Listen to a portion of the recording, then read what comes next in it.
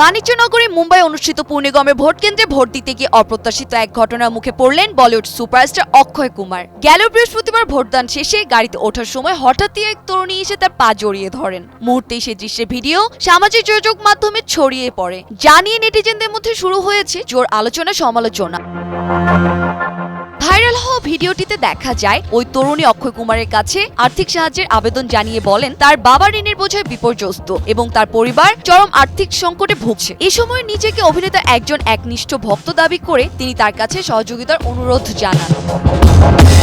অনেক তারকারা এমন ঘটনা এড়িয়ে গেলেও এক্ষেত্রে অক্ষয়ের প্রতিক্রিয়া ছিল ভিন্ন। এ সময় তিনি একটুও বিরক্ত হননি, বরং পাশে দাঁড়ানো এক সহকারীকে তরুণীর যোগাযোগ নম্বর নিয়ে রাখতে ইঙ্গিত করেছেন। সেই ইশারাতেই ভক্তমহলে সৃষ্টি হয়েছে নানান কৌতূহলের। অভিনেতা কি সত্যি সাহায্যের হাত বাড়াবেন?